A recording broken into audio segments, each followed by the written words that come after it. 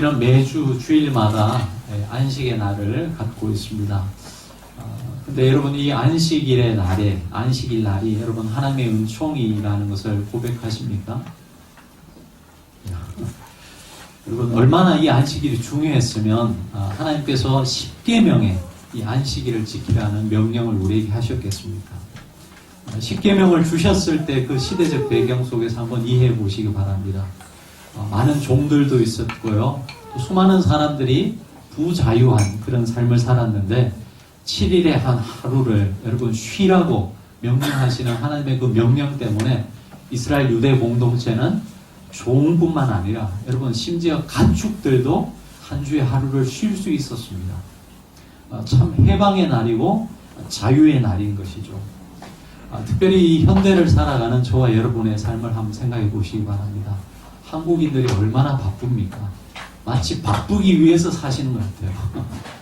아마도 여러분 한 주의 하루를 이렇게 시간을 내서 쉬지 않으면 마치 고장난 브레이크를 가진 자동차처럼 끝없이 달려가고 말 것입니다.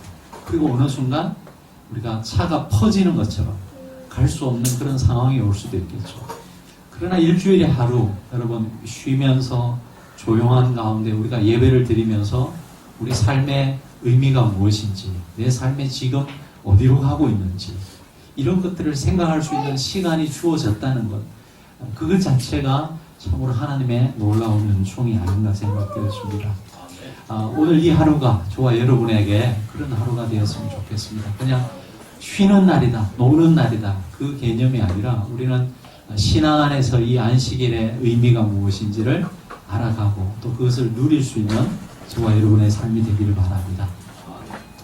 오늘 본문은 예수님을 만나고 그리스도인이 된 사울에게 나타난 변화에 대해서 이야기하고 있습니다. 우리 읽었지만 우리 같이 20절의 말씀을 같이 한번 읽었으면 좋겠습니다. 우리 사도행전 9장 20절의 말씀 같이 읽겠습니다. 즉시로 각 회당에서 예수가 하나님의 아들이심을 전파하니.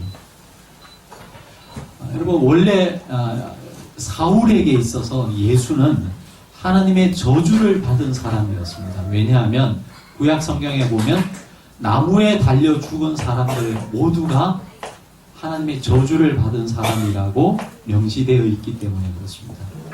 안쪽으로 앉으셔가지고요. 조금 늦게 오시는 분들이 좀 앉으실 수 있도록 자리를 드려주시면 좋겠습니다. 반갑습니다. 참여해주십니다. 율법에 보면 나무에 달려 죽은 사람들은 다 저주받은, 하나님의 저주를 받은 사람들이라고 명시되어 있습니다. 그래서 아마도 사울은 예수가 십자가에 달려 죽었기 때문에 분명히 하나님의 저주를 받은 결과로서 저렇게 죽었다라고 생각했을 것입니다. 그런데 다메섹 도상에서 부활하신 주님을 만나게 되죠. 여러분 생각해보면 아마도 사울은 많은 고민이 있었을 것입니다. 자기는 철저히 저 예수가 하나님의 저주를 받아서 죽었다라고 생각을 했는데 그 죽은 예수가 부활한 그 새로운 몸으로 자기에게 나타나셔서 왜 나를 핍박하느냐고 이렇게 묻는 예수님의 질문 앞에 그는 예수의 그 죽음을 다시 생각했을 것입니다. 그러면서 그의 마음속에 이런 결론을 내릴 수 있었겠죠. 그는 하나님의 저주를 받아서 죽은 죽음이 아니라 바로 우리 인간의 죄를 대신해서 그가 죽임을 당하신 것이라는 것을 여러분 사울은 깨닫게 된 것이죠. 그리고 그 예수는 과거에 죽어서 없어진 분이 아니라 지금도 부활하셔서 살아계신 주님으로 이 세상 만물을 통치하고 계신 분이라는 그 고백이 사울의 마음에 들기 시작한 것이었습니다. 그러면서 그의 삶의 목적과 방향이 완전히 바뀌게 되었습니다. 지난주 말씀드렸지만 다메섹을 향해서 나아갈 때의 사울의 삶의 목적과 그 다메섹을 떠나서 다시 예루살렘으로 돌아올 때의 사울의 삶의 목적은 완전히 바뀌게 되었습니다. 그 중에 하나가 바로 예수님을 증거하는 증인된 삶을 살게 되었다는 것입니다. 여러분 20절 우리가 읽었는데 22절에도 보시면 이렇게 나와 있습니다. 사울은 힘을 더 얻어 예수를 그리스도라 증언하여 했습니다. 여러분 우리가 개인적으로 어떤 계기를 통해서 내 자신이 기독교 신앙을 가지게 되는 그런 경우들은 우리가 볼 수 있고 그런 경우들은 많이 접합니다. 그런데 더 나아가서 그 예수를 증거하는 증인의 삶을 사는 것은 또 조금 다른 차원인 것 같습니다. 여러분 사울의 삶에 일어난 이 급격한 변화를 여러분 보면서 놀라운 마음이 여러분에게 있지 않습니까? 여러분 어제 저녁에 설교를 마무리하고 있는데 한 집사님 한 분이 문자를 보내주셨어요. 내일 일이 있어가지고 못 온다고 죄송하다는 문자를 주셨어요. 누군지 생각하지 마시기 바랍니다. 그래도 그분이 그럴 분이 아니시거든요. 그리고 주위에서 그분을 보면서 정말 많이 바뀌었다는 그런 고백을 하는 제가 얘기를 많이 들었습니다. 그래서 집사님께 감사하다는 답장을 제가 드렸습니다. 이런 문자를 주셔서 감사하다고. 목사가 안 오면 왜 안 왔지 걱정하는데 미리 알고 문자를 주신 것 자체가 감사하다고. 전반기에 일이 너무 없어가지고요. 정말 힘든 시간을 보냈는데 본인이 기도하셨답니다. 하나님 앞에 일감을 달라고. 갑자기 너무 많이 주셔가지고 주일도 일을 하시는 그런 형편이 되었습니다. 여러분 예수님을 만난 모든 사람들의 삶에는 진실하게 만나기만 하면 이런 놀라운 삶이 변화가 있다는 것을 우리가 경험하게 되죠. 그런데 사울이 이렇게 회심했을 때 좋은 일만 있었느냐? 아니요. 오늘 말씀을 보면요. 사울이 회심했을 때 두 가지의 어려움을 겪게 됩니다. 첫 번째 어려움은 바로 외부로부터 오는 핍박이었습니다. 우리 24절의 말씀을 같이 한번 읽어보시겠습니다. 24절 시작. 사울에게 알려지니라. 그들이 그를 죽이려고 29절의 말씀도 같이 한번 읽어보시겠습니다. 또 주 예수의 이름으로 담대히 말하고 헬라파 유대인들과 함께 말하며 변론하니 사람들이 죽이려고 힘쓰거늘. 사울의 이 변화를 달가워하지 않았던 사람들이 있었습니다. 지금도 그렇지만 예수 믿는 사람을 가장 핍박하던 사람들이 예수님을 믿게 되는 경우들이 종종 있거든요. 그럴 때 원래 소속되어 있던 그 종교 집단으로부터 말할 수 없는 핍박을 받는 그런 경우들이 굉장히 많습니다. 여러분 이슬람 사회에서는 명예살인이라는 것이 있습니다. 명예살인. 가령 모슬렘으로서 이슬람을 믿다가 가령 기독교로 개종한다든지 이렇게 될 때 가장 가까운 가족들이 그를 죽이는 거예요. 이 사람은 가문의 수치라고 해서 죽여도 법적인 처벌이 그렇게 무겁지 않습니다. 모슬렘 사회에서는 명예살인이라고 그러거든요. 그리고 지금도요 모슬렘 사회에서 보면 예수님을 믿게 되는 경우라든지 물론 전도를 받고 이렇게 회심하는 경우도 있지만 여러분 아무도 그 예수에 대해서 증거하지 않았지만 꿈에 환상을 통해서 예수님께서 나타나셔가지고 그가 급격히 그리스도인이 되는 이런 사례들이 종종 일어나고 있습니다.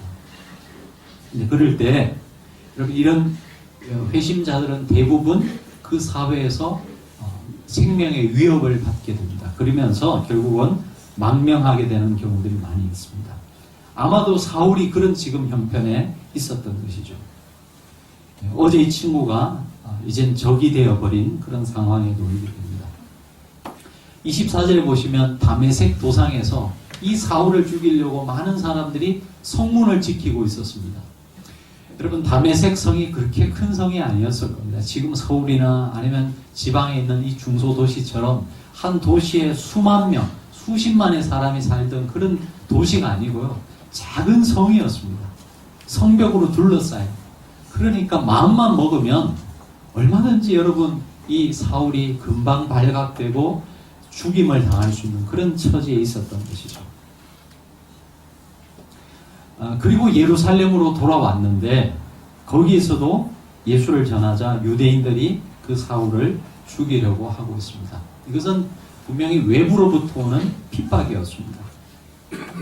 근데 이 외부로부터 오는 핍박을 사울이 어떻게 해결하는지 한번 보시기 바랍니다. 25절에 보시면 그의 제자들이 밤에 사울을 광주리에 담아 성벽에서 달아내렸습니다.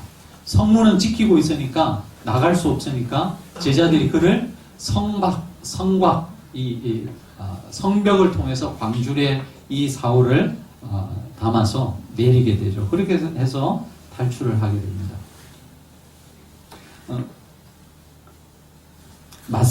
맞서서 싸우거나 자기의 생명을 걸고 예수님을 전하는 모습이었다면 얼마나 우리가 생각할 때 멋있었겠습니까?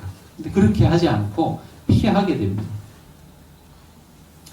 두 번 다 제자들이 그를 피신시킴으로써 생명을 구원받게 되는 것이죠. 아마도 전체적인 글의 뉘앙스를 보면 사울은 끝까지 생명을 걸고 복음을 전하려고 했던 것 같습니다. 그런데 그 제자들이 그를 만류하면서 결국은 그의 생명을 구원하게 됩니다. 왜 이렇게 했을까요? 여러분? 아마도 그것은 이 사울의 사명이 남아 있었기 때문이었던 것 같습니다. 여러분 직장생활 하시는 우리 성도 여러분, 가끔은 자존심도 상하고 내가 여기 아니면 먹고 살 곳 없을까 그렇게 포기하고 싶을 때도 있겠죠. 여러분 그런 때라도 여러분이 그곳에서 해야 되는 사명이 있다면 끝까지 견디시기 바랍니다. 그러면서 그곳에 보내신 하나님의 뜻이 있다면 그곳에서 이루실 하나님의 뜻이 무엇인지를 깊이 묵상하면서 여러분이 견디실 수 있었으면 좋겠습니다. 또 하나는 왜 내부로부터의 가지는 어려움이었습니다. 이제 다메섹에서 예루살렘으로 돌아온 사울은 먼저 이 예루살렘 공동체에 있던 제자들을 만나려고 시도를 합니다. 우리 26절의 말씀요 같이 읽어보시겠습니다. 사울이 예루살렘에 가서 제자들을 사귀고자 하나 다 두려워하여 그가 죄자됨을 믿지 아니하니. 여러분 이것은 당연한 결과겠죠. 여러분 정말 기독교 신앙을 가지게 되면 믿음의 공동체를 찾게 되어 있습니다. 왜 그렇습니까? 교회는요 건물이 아니고 말 그대로 믿음의 공동체입니다. 사람들의 모임인 것이죠. 예수님을 머리로 하고 우리는 각 지체가 되어서 이루는 그리스도의 몸이기 때문에 그렇습니다. 요즘 가나안 성도들의 숫자가요 약 100만 명 정도 됩니다. 가나안 성도들이 누군지 아세요? 거꾸로 하면 어떻게 돼요? 안 나가죠, 안 나가. 그 가나안 성도들이 한 100만 명 정도 된답니다. 제가 다니는 학교에 우리 종교사회와 또 목회사회학이 좀 굉장히 유명하거든요. 그 교수님들이 이런 기관에 의뢰를 해가지고 조사를 했습니다. 이 가나안 성도들에 대해서 실태 파악을 한 것이죠. 객관적인 데이터가 나와 있는데요. 이분들이 교회를 안 나갈 뿐이지 중생의 경험도 있고요. 또 여전히 예수님을 믿고 있어요. 그런 사람들이 그 가나안 교회 성도들 중에 굉장히 많은 퍼센테이지를 차지하고 있습니다. 그런데 왜 교회를 나가지 않을까요? 워낙 교회에서 많은 상처를 받다 보니까 기독교 신앙에 대해서는 거부감이 없지만 그 교회 공동체에 대해서는 상당한 거부감을 가지고 있다는 거예요. 그래서 현대인들이 가지는 이 종교적 특징인데요. 종교적이지는 않지만 영적인 것은 추구하는 not religious but spiritual 이렇게 되겠습니다. 여러분 교회 공동체에 나가면서 종교 생활을 하지 않지만 영적인 것을 추구하는 그런 현대인들의 모습을 여실히 보여주고 있습니다. 저는 그런 가나안 성도들이 100만 명이나 된다는 이야기를 듣고 마음이 참 아팠습니다. 그리고 얼마나 교회 공동체가 사람들을 품지 못하면 이런 사람들이 하나님을 믿기를 원하지만 교회에 나오긴 싫어할까는 그런 생각을 하게 됩니다. 저는 우리 교회가 여러분 그런 교인들도 품을 수 있었으면 좋겠습니다. 물론 어쩔 수 없이 뭐 이사를 온다거나 해서 저희 교회에 등록하시는 분들이 있다면 반갑게 맞이하겠지만 그런 분들도 좋지만 교회 나오다가 신앙을 잃어버리는 분들, 그런 분들, 아니면은 전혀 신앙이 없다가 예수님을 알게 되는 그런 케이스들이 우리 교회를 통해서 더 많이 생겼으면 좋겠습니다. 근데 기독교 신앙은 결코 산속에서 혼자 지내면서 자라가는 것은 아닙니다. 함께 할 때에 신앙이 성숙하고 성장할 수 있습니다. 여러분, 우리가 이렇게 몇십 명 모였지만 이 중에도 나와 다른 사람들이 참 많이 있습니다. 그 나와 다른 사람들이 함께 살아가는 것이 결코 쉬운 것은 아니죠. 늘 말씀드리잖아요. 여러분, 결혼할 때는 저 사람 없으면 죽을 것 같아서 결혼하는데 결혼하면 저 사람 때문에 죽을 것 같아요. 그런 경우들이 얼마나 많습니까? 근데 사실은 돌아보면요, 그렇게 다른 사람들이 함께 살아가면서 갈등과 아픔을 겪으면서 사실은 우리 자신이 자라가는 거예요. 나와 똑같은 사람만 있어서 늘 편한 삶을 살아간다면 그런 사람에게는 영적 성숙이 별로 없을 것입니다. 아무튼 사울은 예루살렘으로 돌아오면서 이 제자들 공동체를 찾아가게 됩니다. 하지만 과거의 전력 때문에 여러분, 그들은 예루살렘 공동체, 예루살렘 교인들은 이 사울을 받아주지 않고 있습니다. 근데 그때 이 사울을 예루살렘 공동체에 소개해 준 사람이 오늘 소개되고 있습니다. 그가 바로 바나바였습니다. 바나바. 이 바나바가 사울을 예루살렘에 소개해 주고 그를 보정해 준 거죠. 그래서 결국은 이 사울이 예루살렘 교인들과 사도들과 함께 사귐을 가질 수 있었고, 결과적으로 나중에 보시면 여러분, 이 사울이 바나바와 함께 안디옥 교회 파송을 받게 되거든요. 받게 되고 또 거기에서 전도 여행으로서 선교사로 파송을 받게 됩니다. 이 바나바가 아니었으면 여러분, 이 사울은 지금 우리가 아는 이 사울로 여러분 아마도 우리에게 알려지지 않았을 수도 있습니다. 이 바나바가 있었기 때문에 여러분, 지금의 우리가 아는 사도 바울이 있을 수 있었던 것이죠. 제가 가끔 즐겨보는 TV 프로그램 중에요, EBS에서 하는 프로그램인데요, 건축탐구 집이라는 프로가 있습니다. 시간 나시면 한번 보시기 바랍니다. 어떤 프로냐면 아주 유명한 건축가 2명이 전국에 이제 다니면서 특이한 집을 찾아가는 거예요. 그리고 그 집을 어떻게 짓게 되었는지, 어떤 구조로 지었는지, 이런 것들을 소개하는 집이거든요. 제가 관심이 있어서 이렇게 보는데, 나중에 꼭 집은 시골에 가서 한번 지어야 되겠다, 그런 마음이 있습니다. 근데 최근에 본 한 분 여성에 대한 이야기입니다. 참 이렇게 보면서 제 마음속에 많이 남았기 때문에 여러분에게 소개 한번 하려고 합니다. 40대 초반의 여성이었는데요, 싱글이었습니다. 아주 유수한 대기업의 연구원으로서 오랜 시간 일하고 있었어요. 근데 이제 그 삶을 청산하고 시골로 내려가서 집을 짓고 살아가는 그런 여성이었습니다. 근데 프로 중간에요, 인터뷰하다가 그녀가 시골로 왜 내려가게 되었는지에 대한 본인 이야기를 하더라고요. 유수한 대기업의 연구원으로 오랫동안 재직하고 있었기 때문에 많은 사람들의 부러움을 샀겠죠. 하지만 그의 삶은 늘 반복되는 프로젝트에 또 실적을 내야 하는 스트레스를 늘 받고 살았던 것 같습니다. 그러면서 그의 이 마음이 늘 지쳐가고 있었던 것 같습니다. 어느 날 이 차 트렁크를 열었는데요, 우산이 있었습니다. 우산이 있었는데 자기가 생각해 보니까요, 2년 동안 이 우산을 한 번도 안 썼다는 거예요. 왜 그랬을까요? 자기 아파트에 살다가 내려가서 지하로 가서 차 타잖아요. 차 타고 가서 연구실에 가서 지하에 차 대고 다시 올라오고 밖에 나올 일이 없었다는 거예요. 그만큼 바쁘고 여유가 없는 삶을 살았어요. 한 프로젝트가 끝나면 잠시 기쁘지만 또 다른 프로젝트를 완수해야 되는 그 스트레스 속에 늘 살았던 것이죠. 한 번은 제 같이 일하는 동료 후배로부터 이제 그 팀이 하는 프로젝트에 대한 자료를 다 받았어요. 그리고 그 자료를 취합하고 보완해가지고 이제 임원들 앞에서 프레젠테이션을 해야 되는 겁니다. 자료를 받아가지고 자기가 다 이제 새로 취합을 해서 이제 프레젠테이션 하는 날이었습니다. 근데 막 하려고 하는데 그 여자 후배로부터 전화가 온 거예요. 어떡합니까? 지금 막 이제 프레젠테이션을 해야 되는데 전화를 급하게 끊고 프레젠테이션을 했습니다.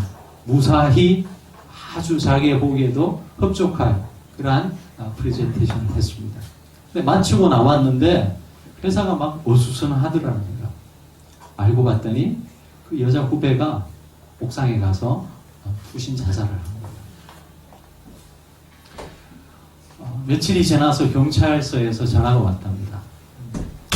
경찰들이 조사를 하는데 그 핸드폰을 보니까 전화가 쭉 있을 거 아닙니까?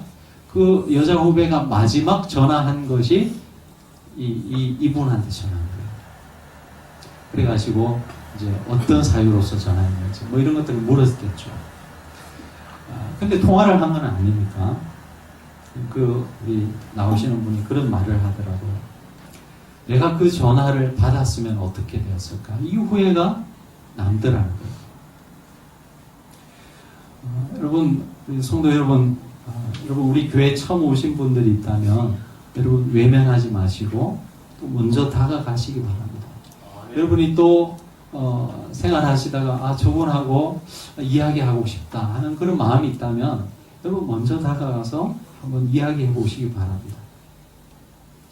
여러분이 건넨 그 따뜻한 말 한마디가 여러분 그를 살릴 수도 있고요. 반대로 귀찮고 부담스러워서 그냥 무심하게 돌려보냈을 때 그 무심함 때문에 다시는 그분이 교회에 오지 않을 수도 있을 거예요. 교회에 와서 우리 교인 만들기 하기 위해서가 아니라 여러분 한 영혼이 그래도 어쩌면 마지막 교회라도 가보고 싶다는 마음에 왔을 수도 있잖아요.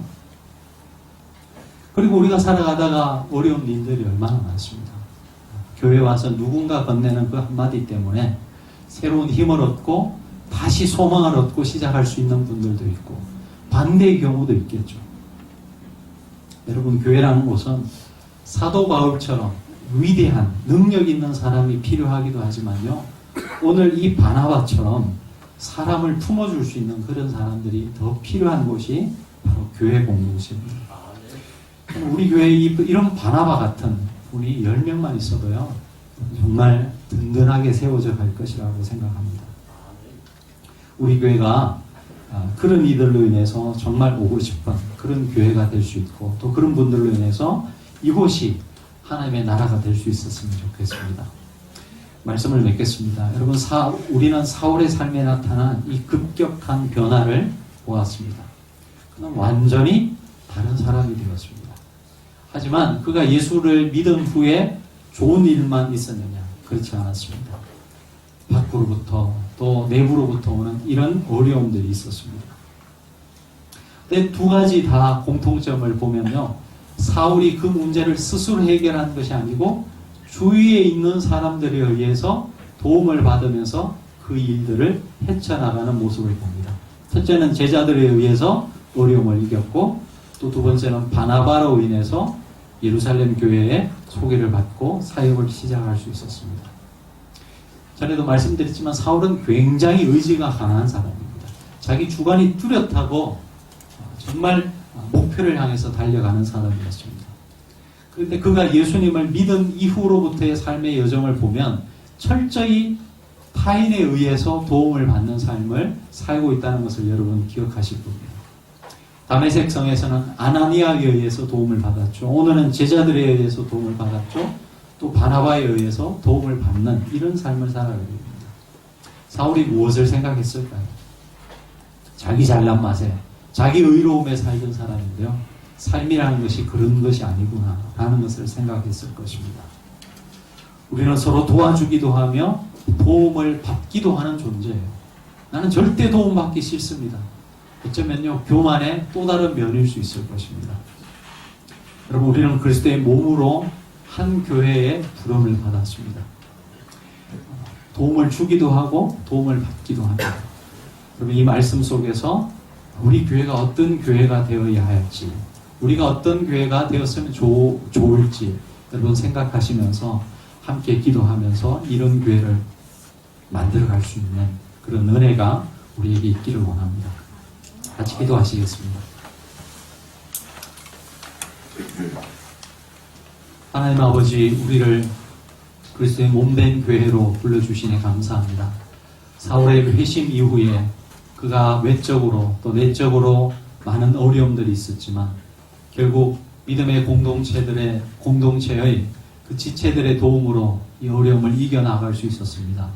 하나님 아버지, 저희 교회가 바나바와 같은 사람들로 충만하게 하시고 어떠한 사람들이 올지라도 하나님의 위로와 사랑을 느끼고 고백하는 그런 교회 공동체가 되게 도와주시옵소서. 오늘도 우리가 열린 마음을 갖고 하나님 앞에 나아가면서 우리를 찾아오시는 그 주님 앞에 우리의 삶을 드리기 원합니다. 사랑하는 광야교회 성도들, 이 한 주도 또 세상을 향해 나아가 살아가는데 하나님께서 한 생명 한 생명을 붙들어 주시고 주와 동행하는 한 주의 삶 되게 도와주옵소서. 예수님 이름으로 기도합니다.